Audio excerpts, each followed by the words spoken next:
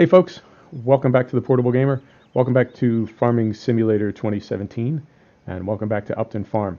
That little kneeling thing that I do, right?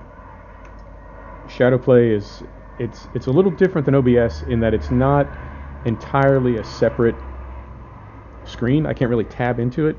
Shadowplay is part of NVIDIA that overlays sort of into the app or the sim or the game that we're playing. So I do still have some overlapping key commands, and that's why you see me doing this when I'm coming in. I have to hit a key command to close the Shadowplay window. Right. Anyway, you don't care about that. So this is our field that we mowed and raked. We got it all foraged up. We ended up taking three. We ended up taking four. Not three, four. We ended up taking 4 loads of chaff, grass, silage over to the clamp. And this thing holds 25,500. It's at 22,500. Needs fuel also. So what we're going to do is, see, what had happened was, we're going to hop in the T6, jump on the mower. We're going to mow this other field. Oh, there's a little windrow I can grab on the way out. We're going to mow this other field, rake it, and take maybe 2 loads of silage over. And let me tell you what's going on. Right, gate is open. Right. Let me tell you what's going on. I wanted to get like 200,000 liters of silage into that clamp. Now there's no loss when when chaff turns into silage. There's no loss. Let me see if face tracking is working. Seems to be. Seems to be. Come on now. Right. Seems to be. There's no loss when you put chaff into a clamp. In other words, if you put in 200,000 liters of chaff, you get out 200,000 liters of silage.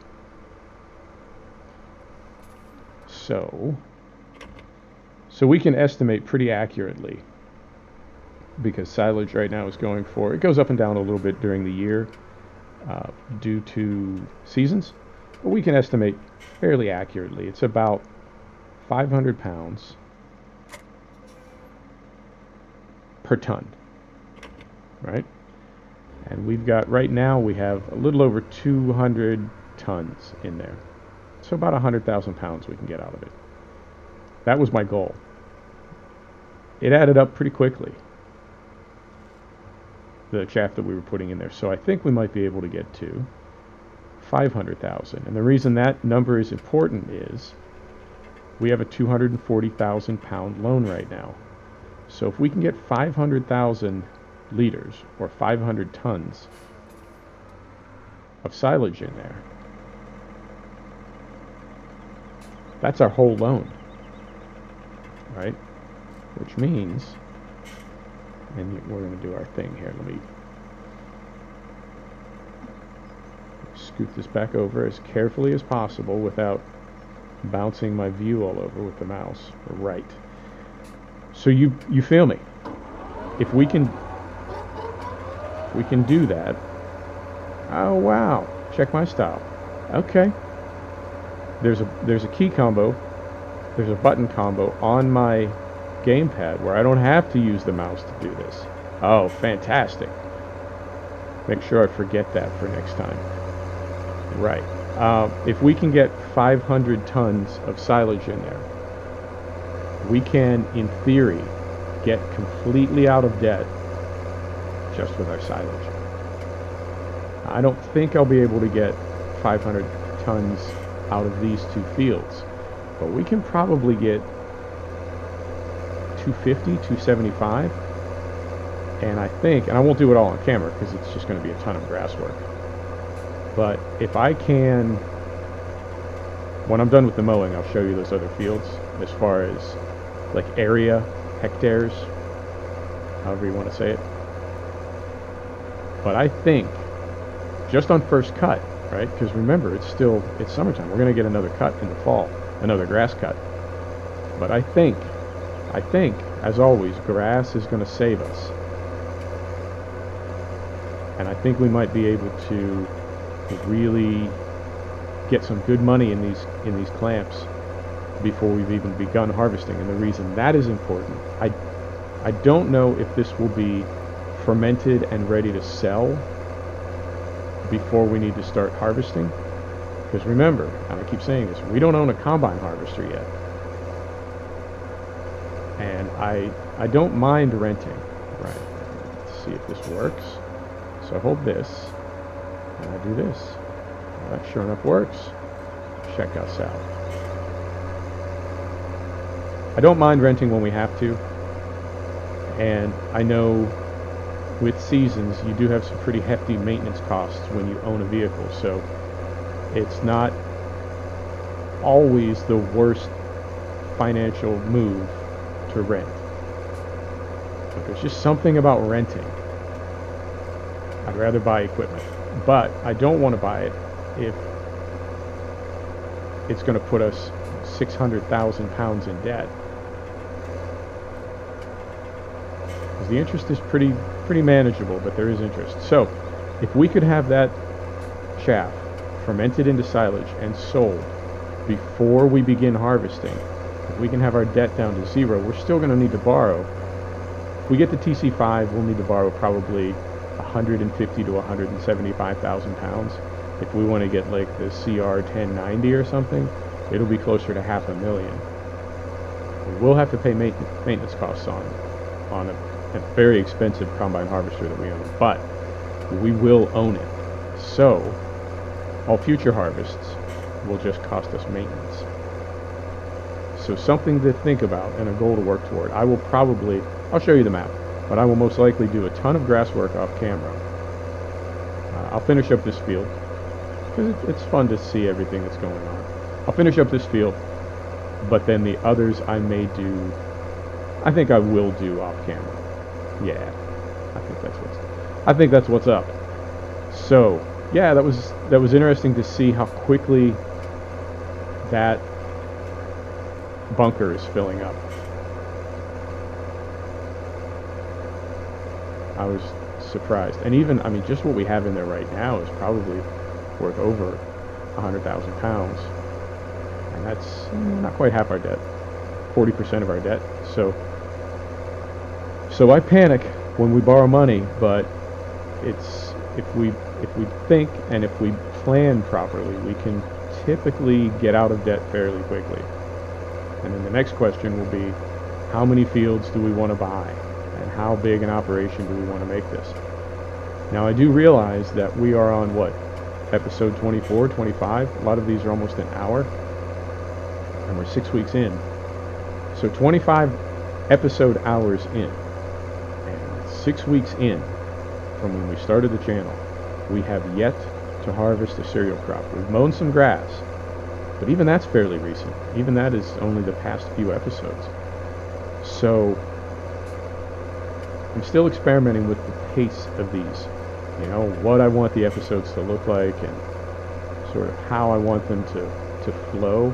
And I don't know if, and I'm serious about this, I don't know if I want to have a channel where, you know, we might go 100 hours between harvests, because that's about how long it takes me when I'm on seasons and I'm just playing for myself, when I'm just running my farm for myself and not recording. It's between 100 and 200 hours per season. So first day of spring to first day of spring, between 100 and 200 hours. Now I'll play a little faster when we're recording. And I'll skip ahead, I'll do some things off camera. But it's pretty slow, it's pretty methodical. And I don't know if that's something people want to see or not. I know it's something I want to see, because that's something that I would look for and watch.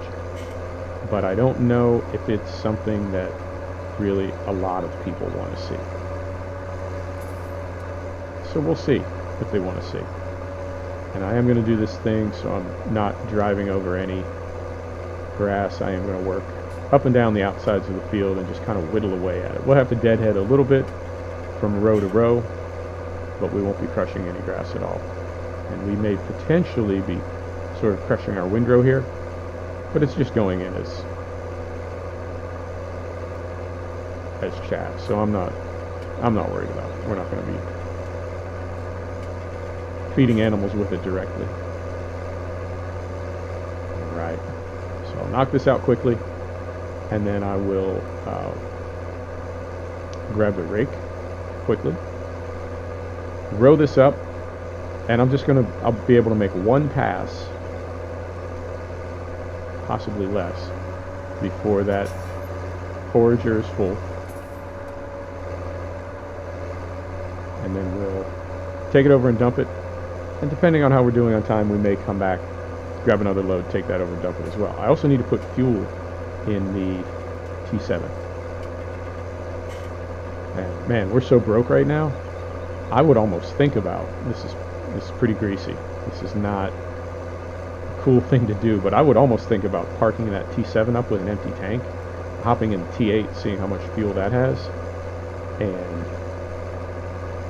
right? You see what I'm saying? Instead of buying fuel, just use what we've got in the tanks of our vehicles on the property. Pretty greasy. Pretty greasy. I don't know how I feel about that. But like I said, every time we put chaff in that bunker, in that clamp, we're essentially investing money that we'll be able to take out again in probably 3 game days, I think, give or take 2 or 3 game days it takes to ferment. So it's a little not unnerving. What's the word I'm looking for? Yeah, it's a little unnerving to be going this deep in debt, even fake debt, still debt. But we're making investments. We're not just throwing money away. We're making investments, and everything that's in that clamp at the BGA is as good as money. In fact, in real life, I wonder if you couldn't use that as collateral. The way you can, if you've ever done a business loan, there are a lot of things that you can use to secure a loan. You can take in a purchase order. You can take in accounts receivable. Somebody owes you money. You can take in a contract. There are a lot of things that you can take to a bank and show to a bank and say, I need to borrow whatever, $500,000, and this is why. And if your paperwork is solid, so let's say you have AR, you have accounts receivable, you have a bunch of completed contracts, and you can show the bank that your clients, your customers owe you, $2 million. You can take those accounts receivable statements in and take out a loan using those as security. Very often, not every single time, but very often you can. And if those customers default, there are times when the bank will sue them for you, because the bank doesn't get paid till you get paid, and the bank wants to get paid, so they will go ahead and sue those customers for those accounts receivable. So I wonder if that's something that Seasons could incorporate into the game. I remember Bank of Hagenstadt was never really my thing, but I know it had a lot of interesting financial features like that aimed to add realism to the game by making some of the, I guess, the management aspects of it more accurate, the financial management stuff. I know a lot of people aren't into that at all. They could care less. So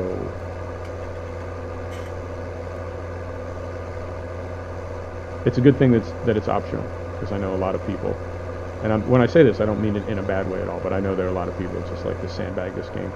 I see a lot of YouTube videos, and it's just planting and harvesting, just drilling and harvesting. That's it. Which is totally cool, man. I love it. I love all the variety of videos that you can get out of one game, and all the different ways that people play it. It's creativity, man. It's a beautiful thing. I'm a bit of an artist, and I love to see all the different ways people see the world. And really, that's all art is. Art is when you take the way that you see the world in your head and you make it into a form that you can show to other people so they can see how you see the world. And that is awesome. I think it is. All right.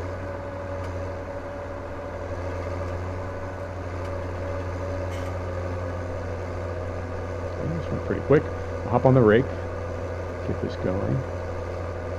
And yeah, we've got, so I call this 2 fields. It's really more like, size-wise, it's kind of 1.5, even though they're almost connected. But when I'm done mowing here, I'll show you a comparison by size to what we still have available to harvest, to mow. And then, like I said, keep in mind, this is just first cut. We get to do this again in the fall. And we'll get even, I want to say we'll get even more money then, because we'll be working on second growth stage. Triple fertilizer. So we'll get even more out of it. And that's when you can get into like total. There's 600,000 liters, 600 tons of silage, so approximately 300,000 pounds. And I know it sounds, because there's always stuff to buy in Farm Sim. If nothing else, there are fields to buy until you own all of them.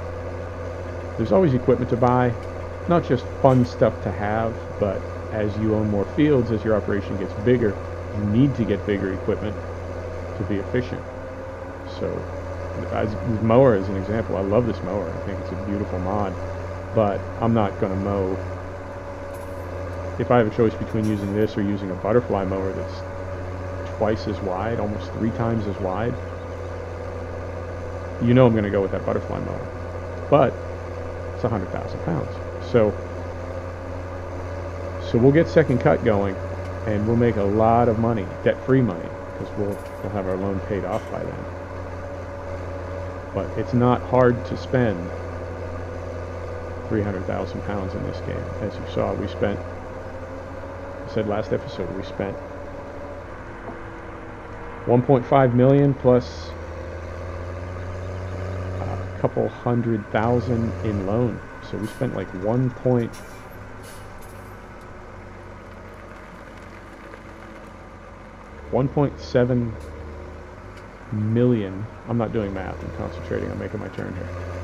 And I'm just going to park this up here to get it out of the way. We spent 1.7 million pounds,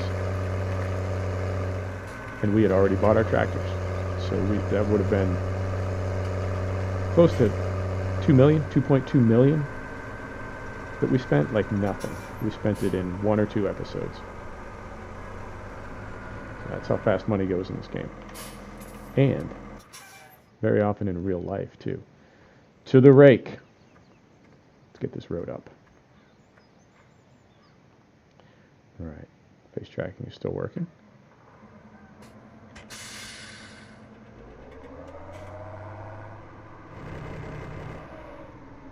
Switch over to simple transmission. I am running Gearbox, but I don't have a wheel and shifter. So I have to be, even though I have Gearbox, then I switch it back to sort of semi-automatic mode. And there's, in Gearbox, man, there are so many variables and so many things you can adjust. It's really cool, but you can give the game the feeling of a manual transmission, and it changes the performance also. It's not just like sound or it's not just for effect. It actually changes the way the game plays, the way the tractors perform.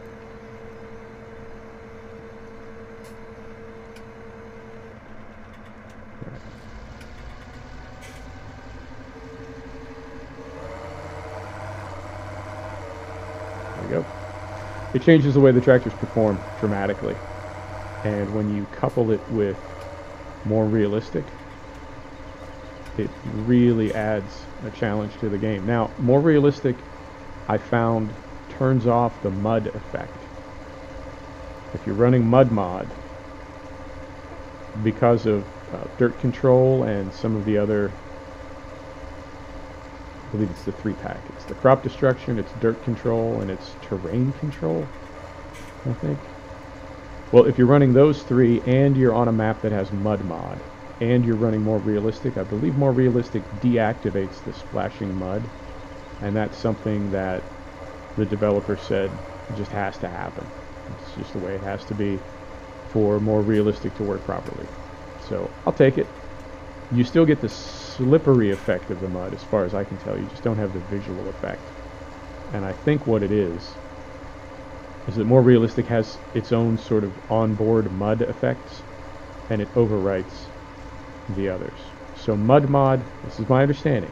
You know, I sort of know what I'm talking about, but I don't pretend to know everything. And if you ever hear me say something that's wrong, good for you, man. It's not going to hurt my feelings at all to know that I still got a lot to learn. I know I have a lot to learn. But it's my understanding that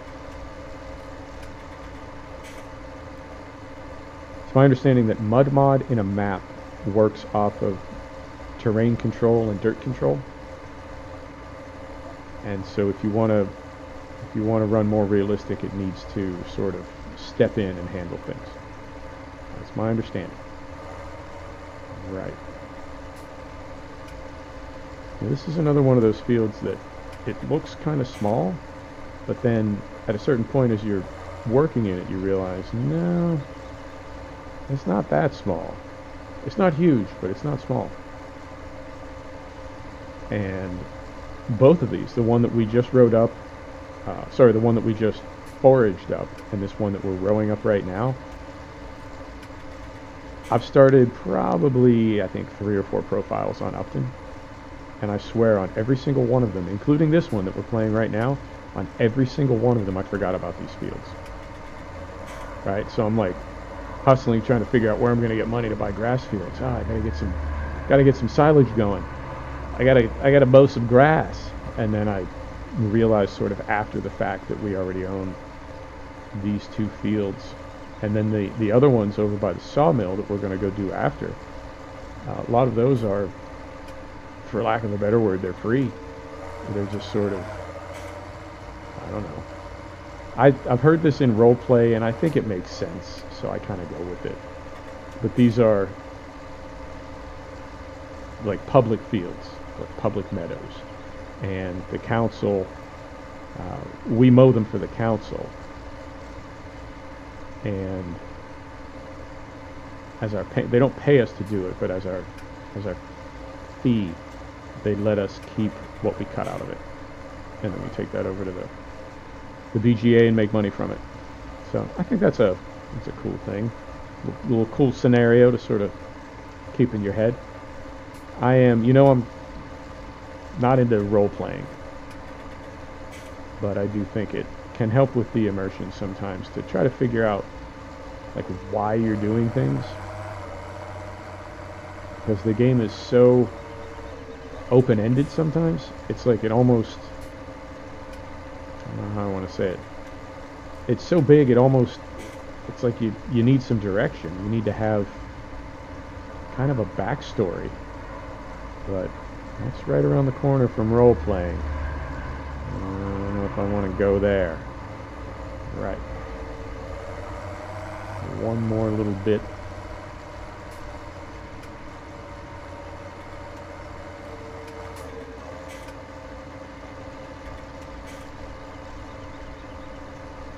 And I try to be careful when I'm working in small or smaller fields with kind of a medium-sized rake, that I don't inadvertently bring too many rows in and make like that monster windrow, right? So we would have this whole field, essentially. We would have this whole field in like 2 windrows up the center, and you can go, and you can't even make it from one end to the other with your forager before you're full. Right. So I'm gonna, can I make this turn? Interesting. I don't know if I can make this turn with this whole with this whole rig I have on here. So here's what I'm going to do. I'm going to try to make the turn. If I can't, I'm going to drop the tipper, pull the forager up into the meadow, go back, grab the tipper, pull that in, hook the two together, add another, 2,000 liters of silage, reverse the whole process, take the tipper over to the BGA and dump it. It's going to be a little tedious, but it's just a game. Nobody cares. And this is offset too, but if you look at the side that it is offset to, that might actually work in our favor. Can't forget to do this little bit right here. It's in the shadow of that tree, and I almost totally missed it. Don't be missing. Don't be missing bits. And this is a fat windrow too, so this might even fill us up. Wouldn't that be ironic? Nope. Doesn't fill us. Alright. Fold it up. I'm going to leave my pipe out for the moment. Doesn't really matter. Oh, we got trees in the way, we got air brakes, we got gates. We got guards, they got locks, they got timers. Oh, stuck already. What am I stuck on? Stuck on that one. But then I think immediately I'm going to get the tipper stuck on the other, on the 7-bar gate that's open. Unless that's already what I'm stuck on.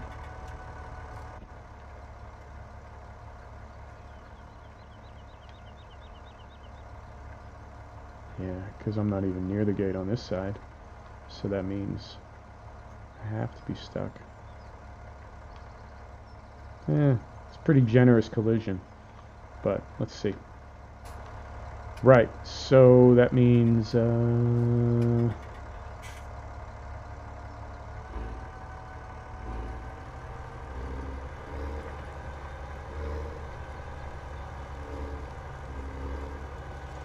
out into the trees a little bit. We're going to give it one more try.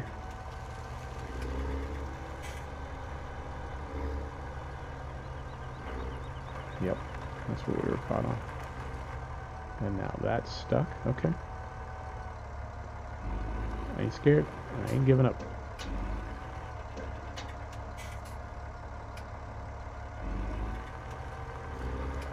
I made it worse. Which way do we want to go now? I'm going to go this way. Yeah.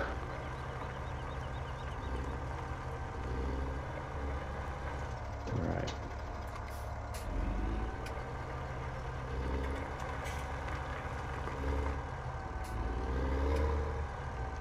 What I'm caught on now.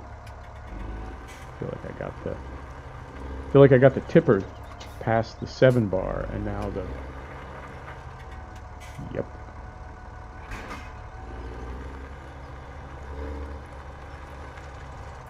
now the 7-bar snagging me. Oh, geez, just scrape it. Right. A little bit of farm simulator, folks. Have a seat. Watch me move vehicles around.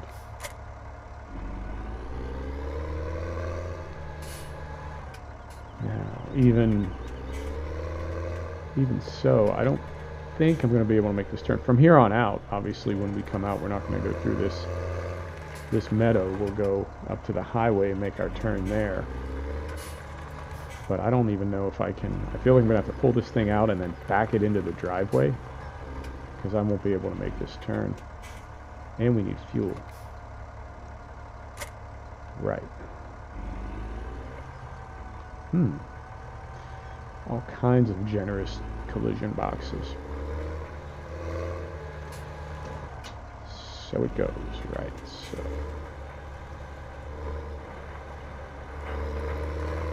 Out here.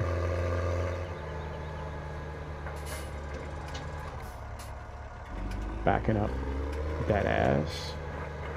That goes right in there. And here.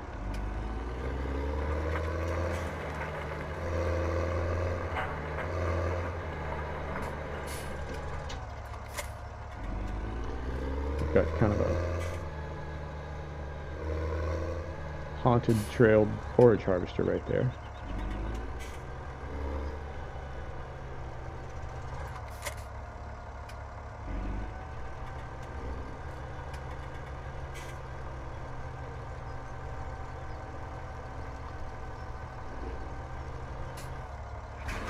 Right. And I guess we can just jump on any row here because we're really not.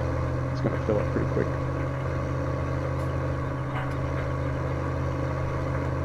Doesn't really matter what row we pick. Here's your 25,500. So drop that there. Drop that there. We'll just take the one load up, and I will end the video at the BGA. There's no need to drive back here.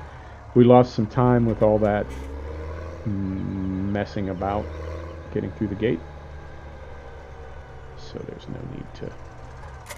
no need to make a super long video when it's sort of what we did the last video anyway. But kind of all the same anyway. Which is the point, is it not? Looking for a little consistency, I think. Right. Let me show my face tracking is tracking. I'll stop first so we're not. Yeah. So we're not driving too fast and then we jump in cab. The face tracking isn't tracking and we're not able to see where we're going. So I figured I'd slow down first. Right. I'll do it off camera, but once I get to the BGA and drop this off and tip this, I don't know what's quicker. Probably to drive down the highway and go to the pump island by the store, rather than come back and try to maneuver around the farm. And there's no difference in price. If we got a discount on fuel if we bought it at the farm, I think that would be one thing, but I believe it's the same price no matter whether you buy it on your farm or from the store. That never made sense to me, because as a farmer, as any kind of industrial operation really, you would buy fuel in bulk and pay less for it, store it in a tank at your facility, which is the whole point of doing that. I mean, if the price is the same, why would you have the hassle of dealing with a giant tank of fuel and all the, there's environmental regulations, and you have to store it a certain way, you have to calendar it so it doesn't get old. Fuel gets old if you don't move it around. It's right. Why would you put up with that? Because it saves you money. So it's not, as far as I know, it's not a thing in the game, but it seems like you should pay less for fuel if you get it from your own tank. Somebody mod that. I guess I could.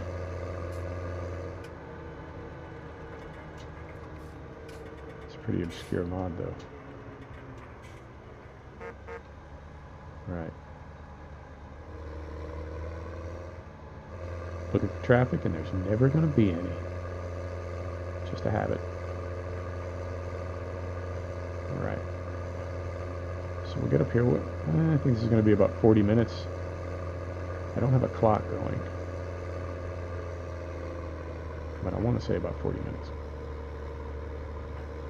So we'll get this into rendering. I've got, I made a set of Corsa video just before I hopped on Farm Sim. That's rendering as well. So we'll get those both turned into something we can upload to YouTube. Get them posted. We'll call it a day. Alright. See if I can get in. I think I found my sort of landmarks here. I think I can get it in one try. I think. I'm having better luck. Oh yeah. Oh, son of a... spoke too soon.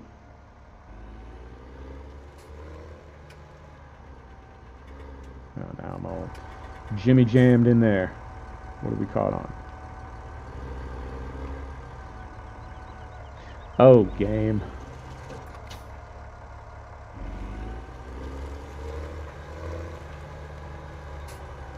Right.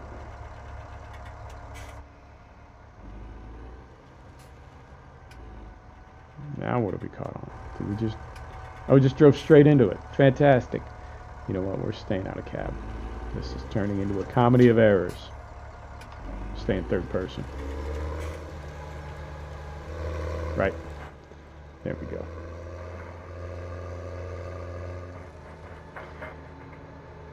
You know, I hear people in YouTube videos for Farm Sim, I hear people talking about what terrible drivers they are.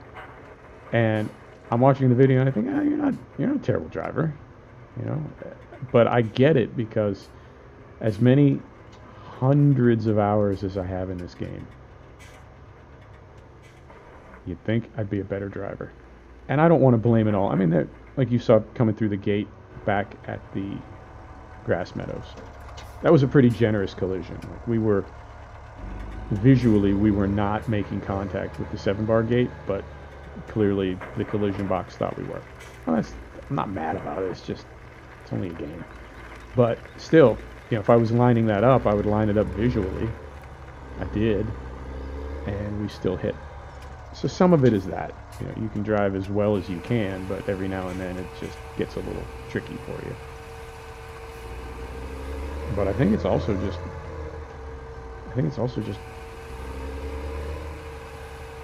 hard to consistently drive as well as I would like to. Maybe I just don't have the mojo anymore. Come on. Come on, T7.